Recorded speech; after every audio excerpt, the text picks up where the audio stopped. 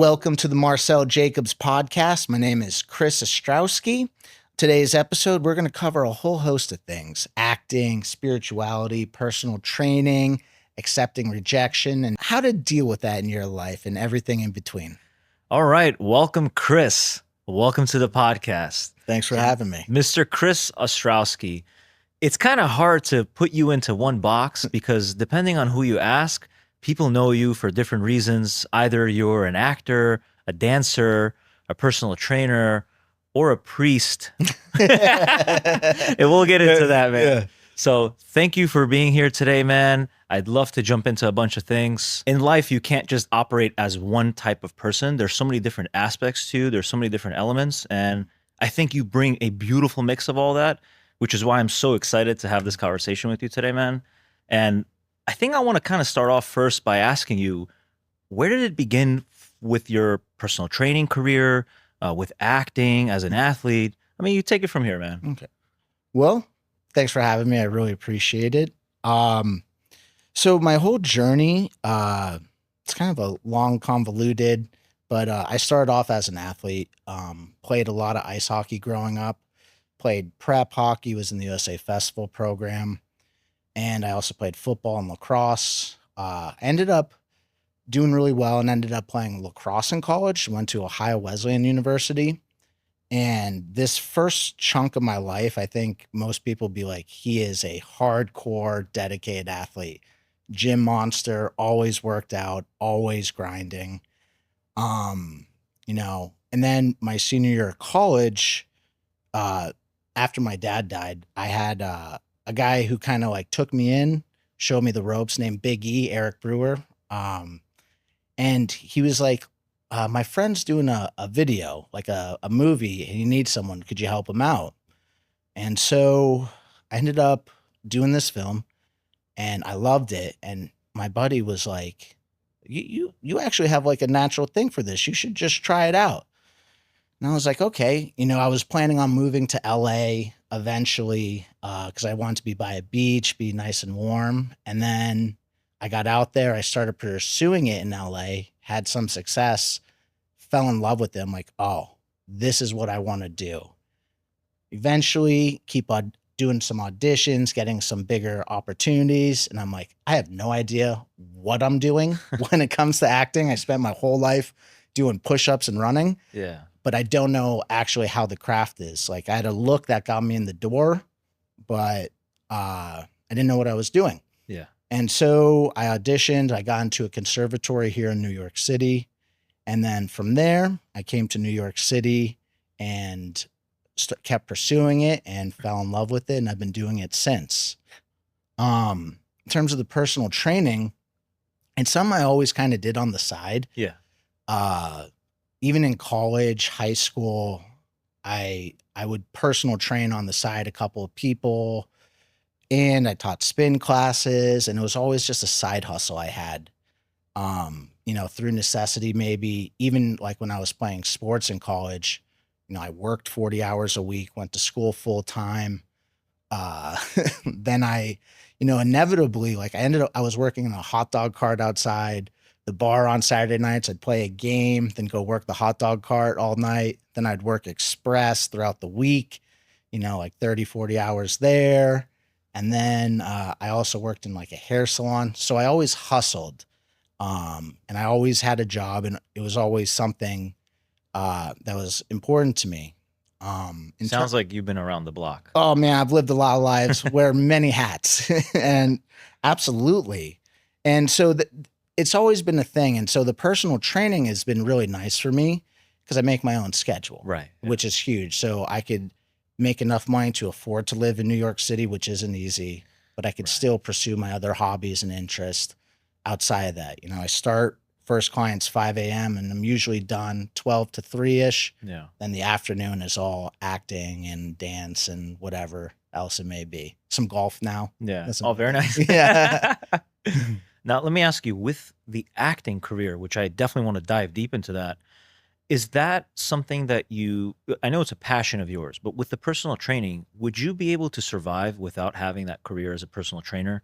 Because I understand the life of an actor, you're mostly unemployed until you Yeah. finally get that part. Yeah. And even when you think you get that part, you get the call back and you might be like, you know what? Sorry, you're just not going to get it. And then you're just kind of left like rejection, Yeah. rejection, rejection. Yeah, no, I definitely not. Especially at this point in my career, it is very hard to be a working actor.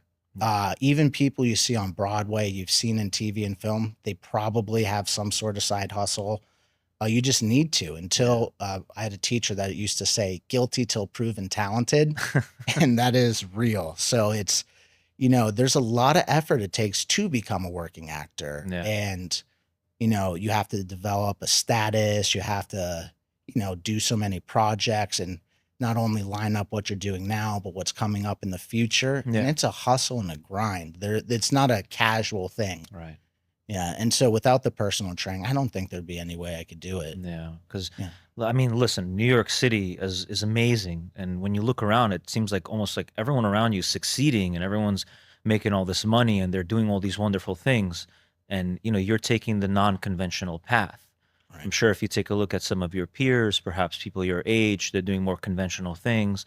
They have a career where they can anticipate what's on the other side of that. You have a paycheck, perhaps buying a house, getting married. But when you're pursuing something like what you're pursuing, which is extremely, extremely challenging, it's like questions like, how do you find your support system? What keeps you going? Then, like you mentioned, also, you're guilty until proven talented. How do you display that talent? How can you allow that talent to develop through the nuances of the everyday life in New York City? There's just so many questions with that. Yeah, there's a lot of questions. I would say first and foremost, like if you want to be a creative as your life, you have to love it Yeah. to the extreme. There is no like you can't just dip your toe in and expect to have a career. That's not going to happen. That's one part. Another part is blind optimism and an obscenely high level of self-confidence. Like you gotta truly believe what you have to say can make an impact so much that you can convince someone to pay you to get that. And then, in terms of developing the support system, I mean, that's the same anywhere. Like any job you do, it's finding your peers, finding people you like to work with, finding people that like to work with you, similar interests, similar hobbies, passions. So that's a big thing. And then with acting, you got to find your niche and what you like and set your expectations right. But it's definitely tough. You look at, like, I have a lot of friends, very successful, making this much money, house. Some are on like their second or third kid and like living it seemingly these beautiful lives. And I'm so happy for them. Yeah. I just know me personally, I couldn't do it or have it any other way. I've never been able to work in an office. That's never been an option for me. Yeah. And I just love it. Like I can't imagine doing anything else. The personal training works. It's kind of the polar opposite, but it works really well with the acting. Because I love fitness, I love training, and I love helping people. That's one of the biggest things for me getting into it is I get to help people, I get to coach, I get to teach, and I get to work with an individual one-on-one. I'm very big on individuals. Yeah. So I guess that's a roundabout way of answering that question, but there's a lot of different things you juggle and it all comes down to, I would believe, passion. Yeah. And you got to pursue that passion. You ever read The Alchemist? Absolutely. So, it's like the quote is, when you're pursuing your personal legend, all of the world conspires to help you. Yes. And I believe that's a real thing. I've experienced it. And I've been fortunate enough to find a great community to help keep pushing me in the direction because there's a lot of rejection. Yeah. Yeah. But something about that, if I may play devil's advocate here, the relentless pursuit is one thing, but then on the flip side of that, you also have potentially unrealistic optimism. How do you know when enough is enough, where you just keep pushing yourself and perhaps it's time to pull back? Is there such thing? That's a tough one. Yes and no. I think that's more individual to individual. I know for me personally, uh, I I can't do anything else. Yeah. I just don't have that capacity to even. I've always been plates full. Yeah. I'm gonna do a whole lot of everything, and I need to get after it. And again, passion. Like I just love it, and I can't imagine doing anything else. And I'm very happy with it. You know, it's I don't need much. For me, I'm not really too into material things. I'm not into status. I really care about developing connection, Yeah. the individual, working with people, and just pursuing my passions. And that's for me. That's what keeps me going, partially, as well as a proper attitude. Yeah. That sounds really beautiful. It does sound like you've done a lot of work on yourself. Oh yeah. And I'm pretty sure, like, just you're not just born this way where you suddenly don't care about the superficial aspects of life. I mean, you turn on whether if it's Instagram or TikTok, and that's kind of what people are focused on is how can I live the life like this person who is doing this particular thing and their lifestyle is like that, and how can I have that? But also realizing that you're kind of within your own skin and kind of working on yourself, and perhaps you have to stay a little bit humble. That doesn't just come naturally. No, So then, that takes a ton of work. absolutely. That was actually probably the hardest part, transitioning from sports to acting. Yeah. Is that because sports, it's very black and white. Exactly. Like you can dunk or you can't. Exactly. You're bigger or you're not. Yeah. Like, and acting, there isn't. And I would say for me individually, it was the competition aspect. Yeah. And that's something that's more of a recent development. It's hard to be in the creative world and get into the competition, because then it's always, oh, this person, like they can't even do a Shakespeare monologue, but they're booking this, or like this person can't do that, but they're doing this, or like I'm better than that person. But eventually that leads to burnout, and then you can't watch anything or go to anything and enjoy it. And so it took a lot of time working on myself to like just sit back, enjoy it. There's a really good podcast with Ethan Hawke. He's on Joe Rogan. And when you watch it, it's really fascinating to see him, just the way he talks about movies. It's like, oh, you're just a little kid that loves movies.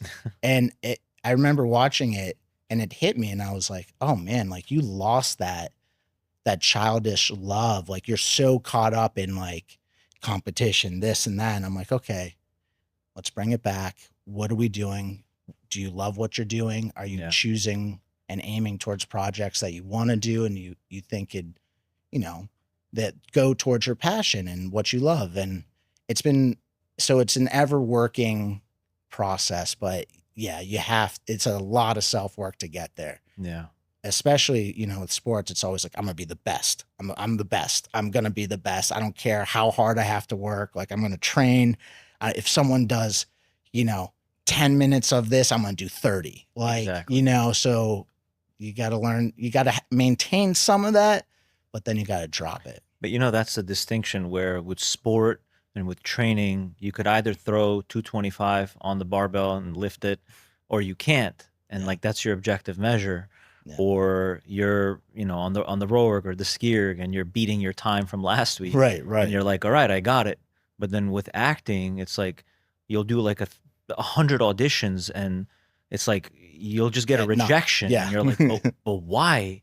And then you're dealing with constant rejection. Like, what does that do to your ego, your psyche? And how does that translate into the rest of your life? Oh, it beats it up. That's for sure. There's no way around that one. But I think a lot of it is perspective. I think one of the things that's helped me, and I've always had this with auditioning, is I treat it like if I got the audition, I already won. Because they like me, they like my headshot, they maybe like my reel or something, so they're bringing me in because they like me. And I've already won because I'm there. Outside of that, because I know I'm going to come and do my best and deliver everything I can, it's on them, and it's all subjective. So it's more, oh, this is just an opportunity to perform. This is an opportunity. I got an opportunity to perform today. They liked me. They want to see me. And I keep it at that. And I take the other end of the equation out of it for myself, because you start getting, I only booked one out of the last 100. Then that's a very negative spiral, but it's hard. And it's gotten a lot harder in the industry, because now most of the auditions, it's all self-tape. Oh, so like you don't that's even since COVID, right? Yeah, and so you don't even get into the room with people anymore. So it's like you do this audition, and like the camera's here, and you're like looking off to the side, acting to the air. You edit it and then send it out, and it's like you never hear anything. Yeah. And it's a weird. You're like, is anyone even watching this? Is anyone even seeing it? And it's like, again, you got to go back. Well, I'm performing with the reader today. Yeah. We're gonna I got a chance to perform. I'm gonna do my best. I already won. And that's the thing that's kind of kept me going. Yeah. And the support system, finding the right mentors, the right teachers, the right people to help guide you. And like, oh man, I can't book. I don't know what's going on. Exactly. Get into the room with them. Like, okay, well, my technique's good. I'm hitting my marks. My emotional state's good. My appearance is right. So it's just subjective. Yeah. I've been on the other side where I was a reader in auditions, and it's wild to see that side of it, because like literally someone will come in and give the best audition you've ever seen. And the person casting's like, they look too much like my ex-girlfriend. I can't work with them. Oh God. Like I just can't do it. And it's little things like that, or this, oh no, this person's just 2 inches too tall. They're going to make the other person look small. And it's kind of worthless. It's a waste of energy to get caught up in that, because it's so subjective. It really doesn't matter. So you gotta have your own personal agenda in which, I know if I'm true to my work and I'm true to myself, that's the only thing that matters. And I'm here to make a creative statement. Yeah. And just focus on that, and the rest will take care of itself. It sounds like with something like that, where like you're 2 inches too tall, it sounds like you're constantly being criticized, right? And you're being broken down to your bare bones. Mm-hmm. And now the muscle behind that is your ability to maintain yourself and hold yourself together and completely eradicate the ego. Otherwise, you're just not going to get anywhere. Yeah. But the question is, how do you prepare for that? How do you get that support system when perhaps you might not have the people around you? You kind of end up by yourself. Yeah. And like how does that how do you keep going with that then? So one, like ego, you got to check that at the door. Teacher would always say, my ego is not my amigo, which is funny, but it's true. You really have to check that at the door. I remember in conservatory, we had a whole class that was based on like the business of acting. And literally the lady would take you, put you on stage and be like, so like I'm up on stage. Well, you're balding. You're a little chubby for your size. You're not a leading man. You're a character actor. Your voice is a little nasally. You could do these types of roles. This is how I would cast you in that. Let's see your monologue. That's a terrible monologue for you. You should try to find something else. Why'd you choose that? Oh no, that one's better for you. And like, I was fortunate to have the conservatory, to have people that were that honest. Yeah, just absolutely ripping you. And it seems like that, but they're actually doing you a favor. And it's, you have to be completely true to yourself and develop an understanding of who you are in this world. No. Because, you show up and you're like, I'm a leading man. And then the 6'4", right. you're going supermodel, my buddy Joaquin, would show up and you're like, this is the most beautiful human being I've ever seen. And he's also funny and insanely talented. Yeah. Like, I can't compete with that. I have to find my own lane. Yeah. And so the most successful actors you see have a deep understanding of who they are and where they are in the world. Yeah. And that's everything. And you got to be, it's not good or bad. It just is what it is. And I think as soon as you make judgments trying to play a character, you Right. make a judgment, it's over. Like you can't make it just is or it isn't. Yeah. It's this or it's that. No good or bad. Yeah. And that's a weird, tough concept to come around to.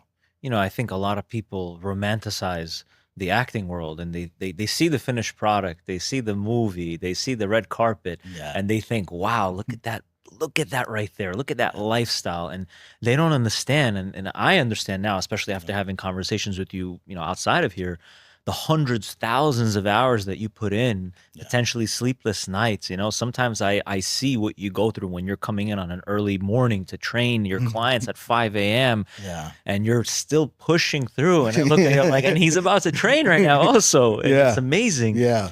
And, you know, I feel like that potentially is what makes you an even better trainer, because you know how to get your stuff together. Right. And then when you have a person in front of you, and I think at this point we understand, like you learn the human body, you learn all the training philosophies, all the best exercises, and you throw that all out the window when you have an emotional human being in front of you, which is really most of us. We're all bodies with emotions, right? And thoughts, and we're not operating like robots. And us as trainers or therapists or mentors and coaches, we have to ensure that the system that we're trying to prescribe onto someone, we can articulate that efficiently. Right. But then there are all those nuances. And I think what sets us apart is how we're better as trainers is our ability to navigate through all that. Yeah. But you yourself dealing with that in the on the lifestyle or the element as an actor, that is something that sets you apart from other trainers out there. Yeah. Yeah, absolutely. I mean, you just develop a sympathy and empathy for people, which I think is huge. I think that's for me, that's one of the most important parts. And learning, especially with the acting, you spend a lot of time learning how to break people down. Yeah. So you could read the subtext of what they're saying. You could read the body language. Yeah. Someone comes in, how you doing today? Great.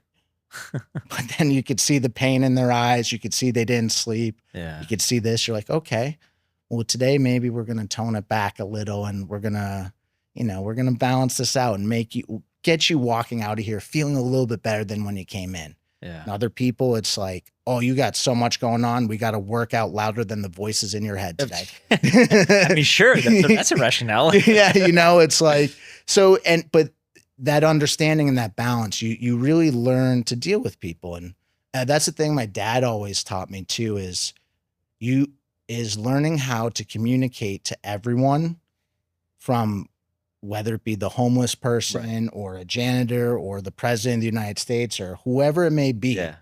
Learn how to communicate effectively and just be real with people. Yeah. Yeah. I mean, I think we're in a pretty fortunate position with what we do, because these people, it's literally most of these people, especially the successful ones, it's the only time they have in their week for themselves. Exactly. And you get to be really intimate, learn a lot about them. And so, I feel like you have to have that sympathy, empathy, understanding, see where they're coming from, and help them achieve the best version of themselves. Yeah. Yeah. And that's huge. And that acting's been super helpful for that.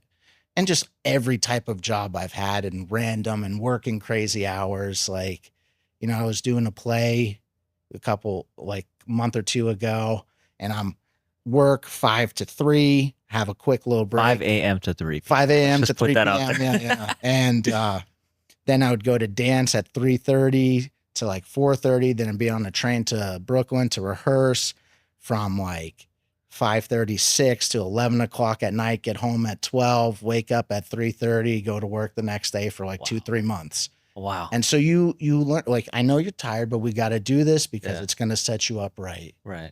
And you learn how to balance it out and deal with all the different personalities that come with this business. Man, you're living multiple lives essentially. And it doesn't sound like there's much sleep there to kind of quiet it down. No, there isn't. That's the hard part. I don't have a lot of hobbies, which I'm working on. Yeah.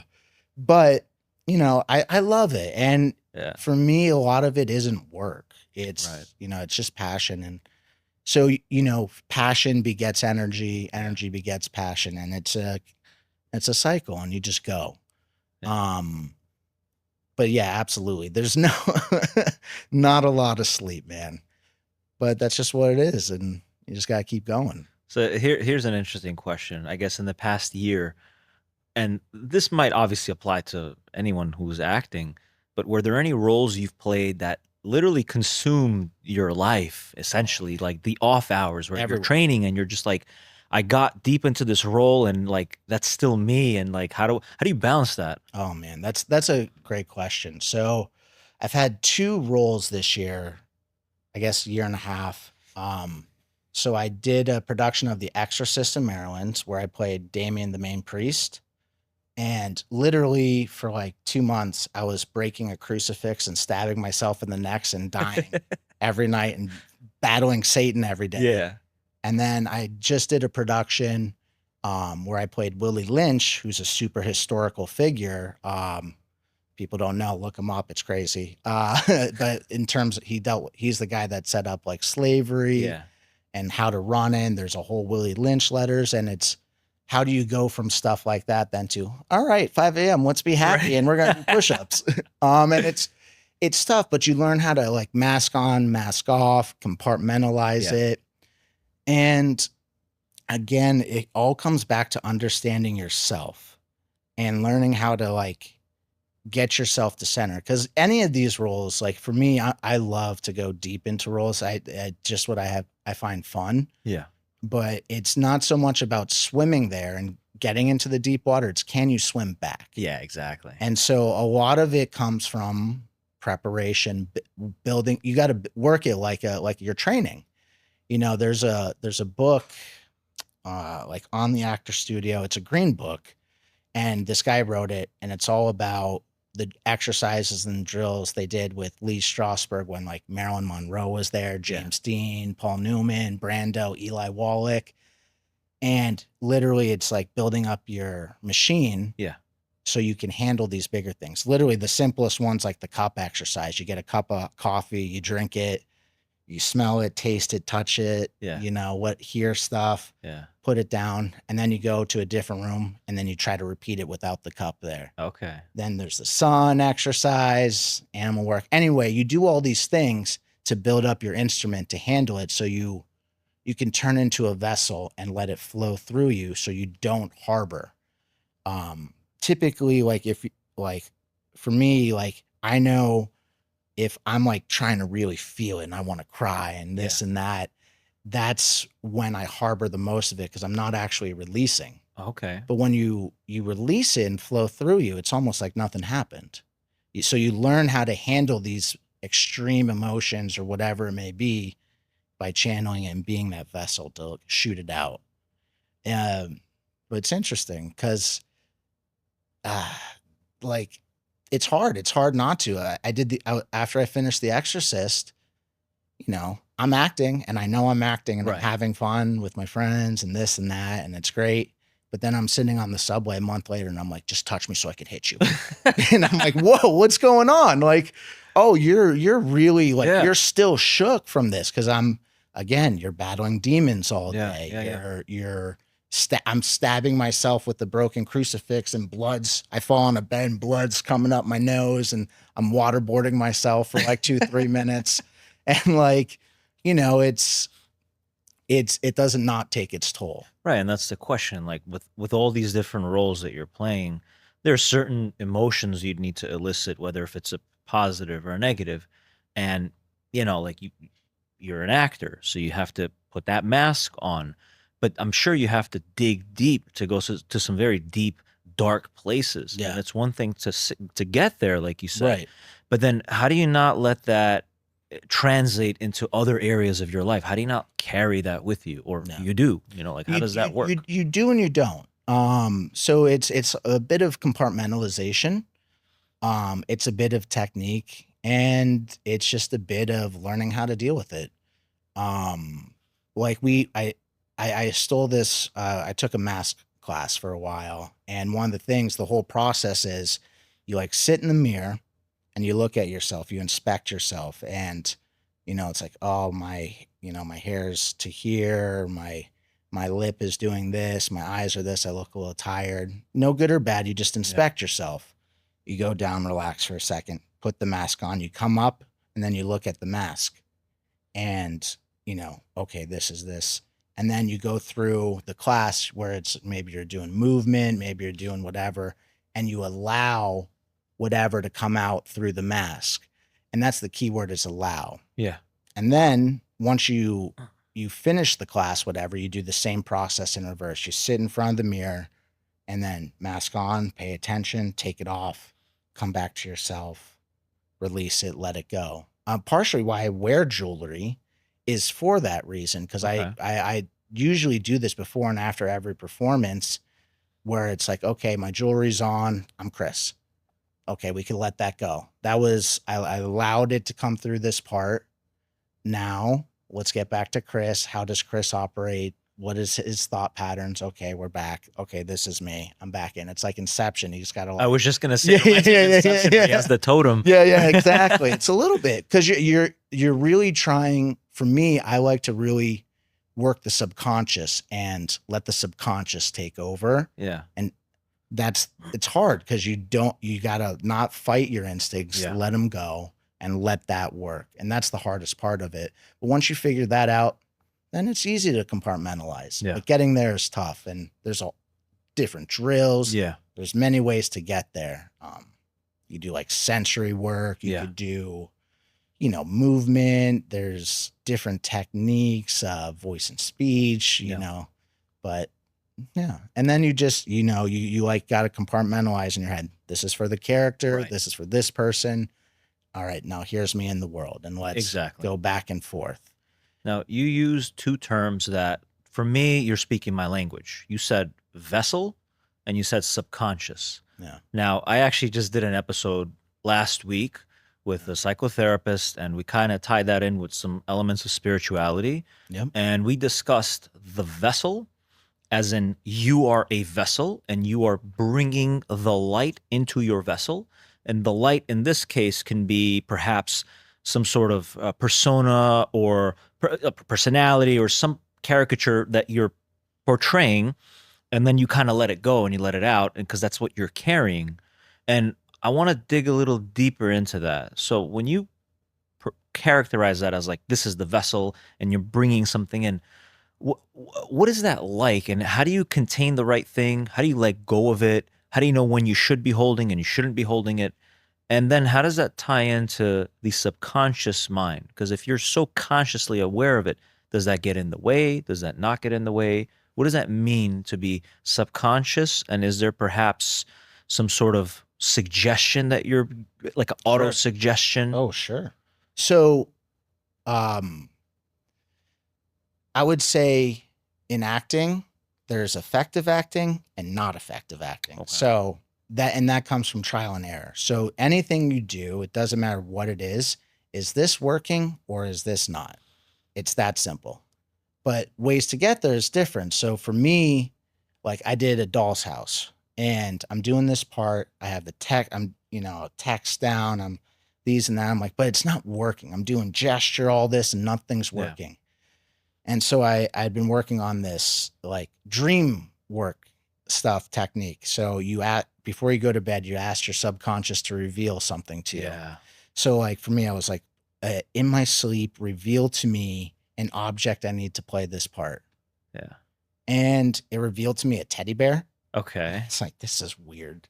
So I'm trying to use the teddy bear as an image. I start playing with the teddy bear. Nothing's working. I paint it. I do all these different things.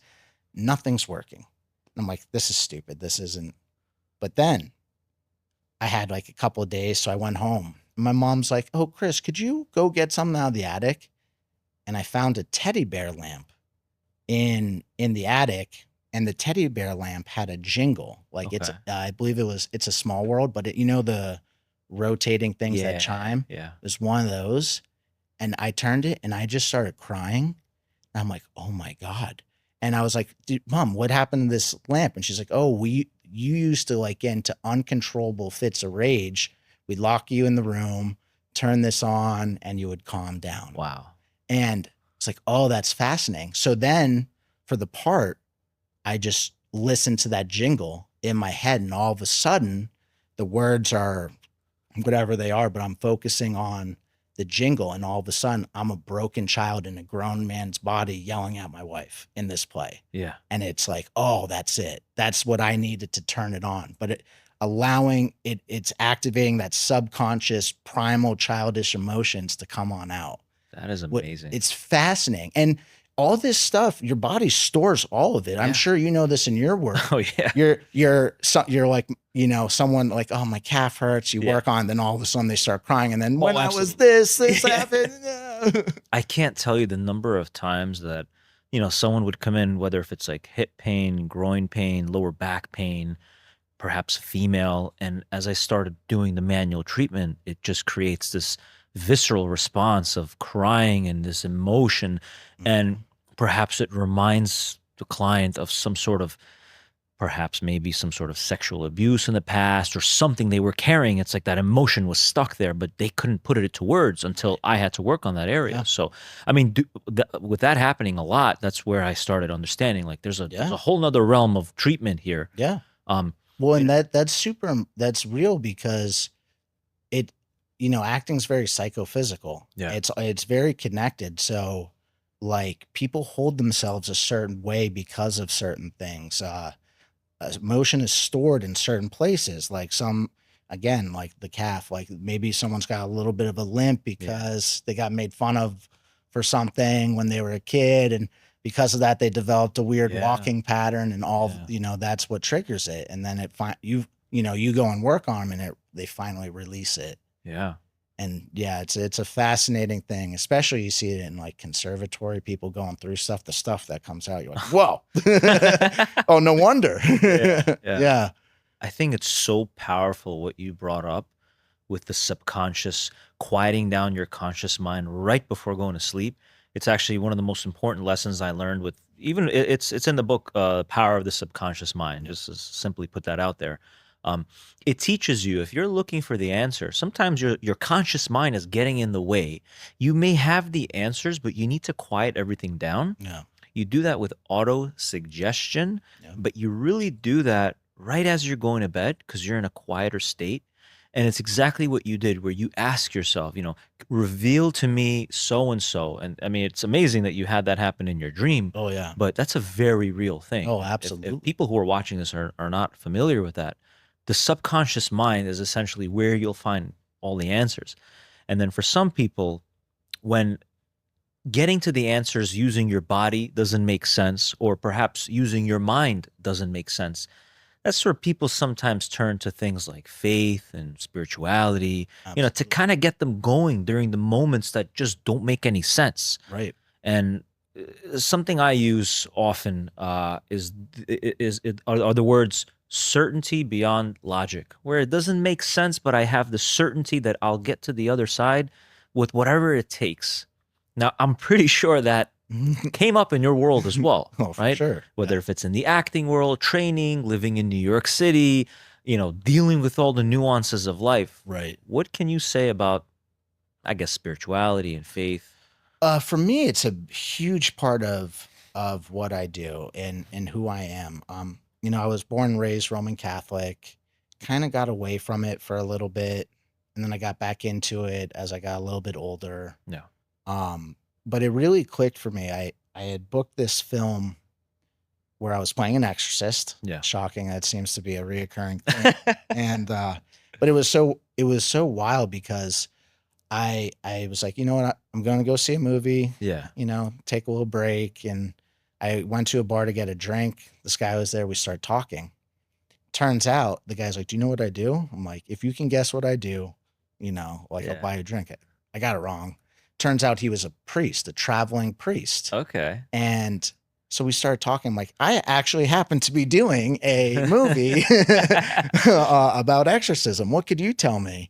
Started talking, and he eventually invited me. He was doing a sermon the next day. Yeah. I'm like, yeah, I'm definitely coming to the sermon now. Like, this is the universe telling me. Right. And I got back in, and I'm in this beautiful church in the Upper West Side, Holy Trinity. And I'm like, oh man, I forgot about this part of my life. Yeah. Started reconnecting it. And my girlfriend, she's Orthodox. And so I've been, going to church with her a lot. And I'm like, oh, this is so important. Because for me, Shanley has a quote in one of his plays, Dreamer Examines His Pillow, where the guy goes, "At least by the fact that I believe he heard me, relieved the pressure of the too much I was feeling." Wow. And that's a real thing that I experience, where it's like, at least by the fact that, God is Yes. listening to me, Yeah. and it's relieving the too much. Cause I'm a big emotional boy, and and so it helps, cause it helps quiet the mind, Yeah. give over, help. I'm a very also like hands on the wheel driving guy. Yeah. Kind of take the hands off the wheel Right. and let it work out. And that's huge. And I think it's a missing thing in a lot of people's lives. I never try to like push it down Absolutely. people's throat. Exactly. Yeah. But for me, it's done wonders of just allowing, trusting, Yeah. knowing I'm taken care of. And Yeah. there's something or someone, whatever you may want to call it in your spirituality, but Right. for me, God is like listening to me, and I got that in my life. Yeah. Yeah. And that's huge. And I try to walk with that every day.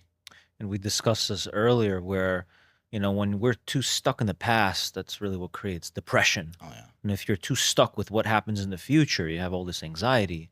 But if you live in the present moment and you're certain about what's to come, even if you don't actually have it rationally doesn't make any sense. But if you have a little bit of faith, and that's the challenging part where, for some people, it's like, what are you talking about? Like, it doesn't make sense. Like, I don't see it in front of me. And I just wish that I struggle with that myself as a therapist, to be able to, as a coach, as a trainer, to articulate some of that. So you kind of have to like wrap it up in using different terminology, and you can still get your point across. Yeah, absolutely. But it's just fascinating, like going through something like that in life where, you're dealt with this major blow. You're like, why is this happening to me? And then like a couple months down the line, you look back, you're like, you know what? That was such a blessing. I'm so happy I went through that. But you have to be able to reflect and look back and not just criticize yourself constantly. Yeah, absolutely. Yeah, you got to turn off the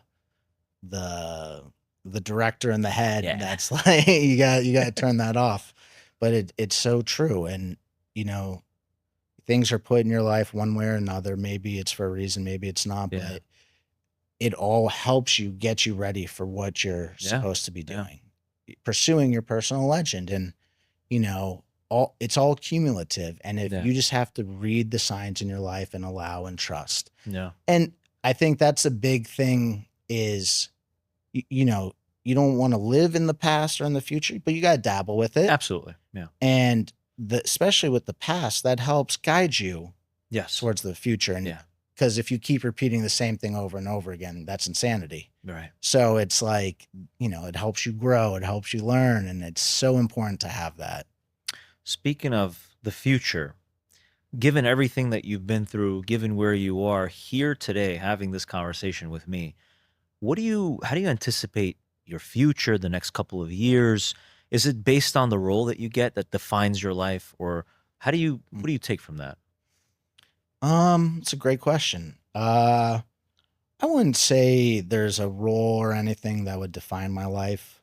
It's the whole collection of everything I do. I think we were talking about this earlier. I had a teacher, Stephen McKinley Henderson, incredible actor and incredible person. And I remember he said, in order to be a great actor, you have to be a great person, live a great life. Right.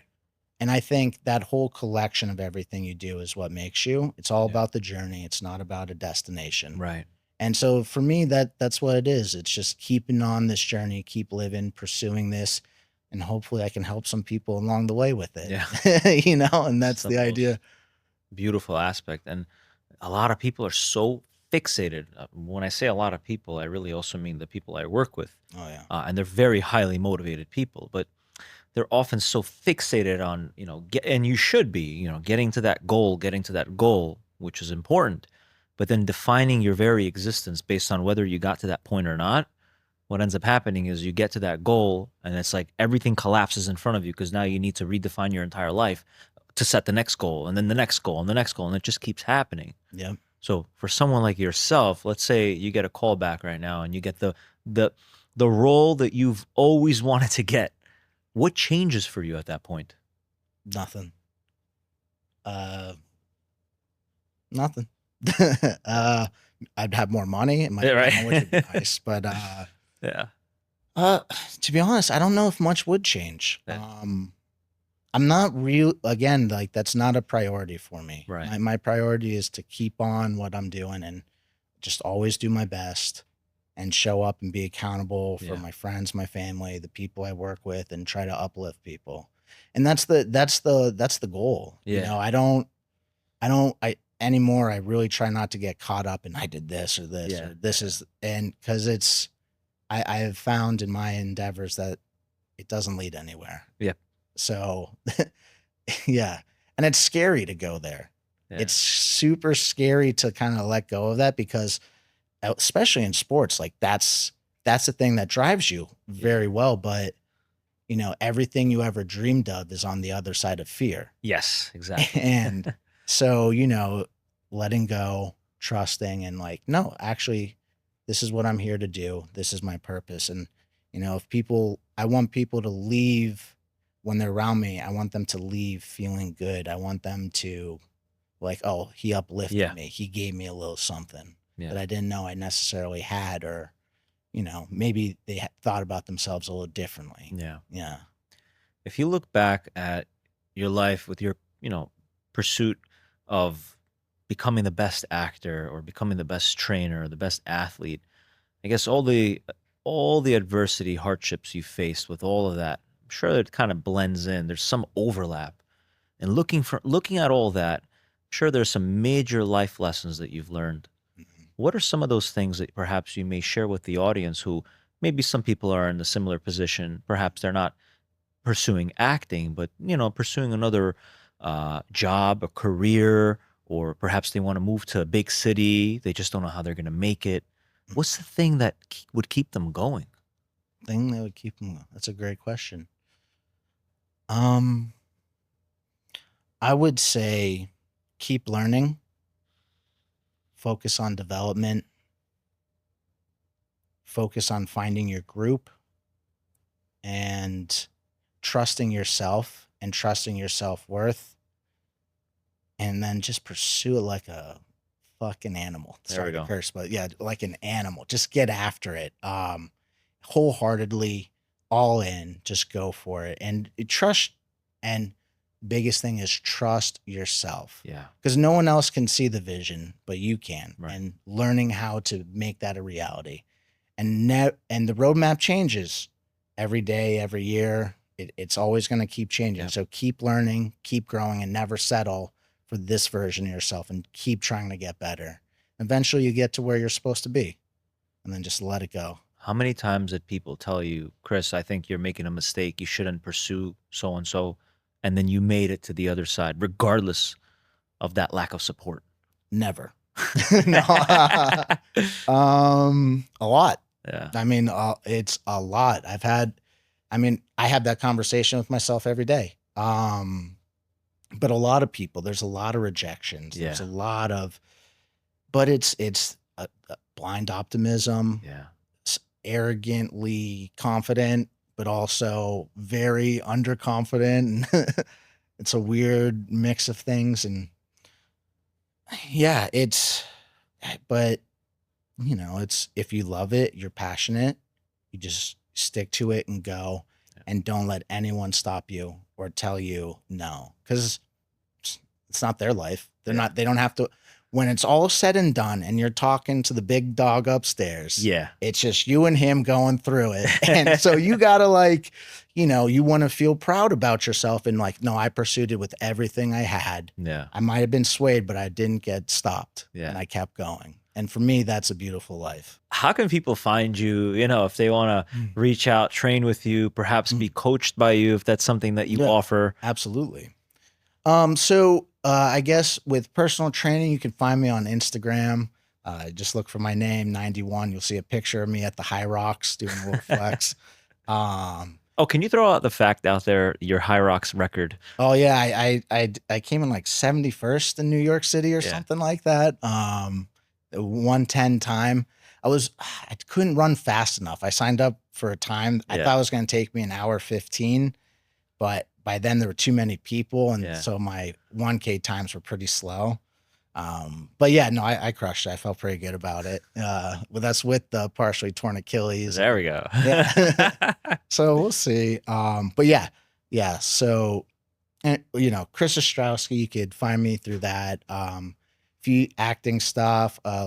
My agents with ATB Talent, Louis Giovino, and my management's Gregory Alexander of Alexander Management. And reach out to them and hit me up on Instagram, or if you see me, just talk to me. I'm easygoing. I'm friendly. And, Yes, definitely. Yeah. And that's probably the best way. Awesome, man. Chris, thank you so much, man. I really appreciate it. Thank you. I appreciate you, Marcel. Thank you, my man. We'll do this again. Absolutely. Got to. I appreciate everything, man. It's been a wonderful experience. Thank you, man.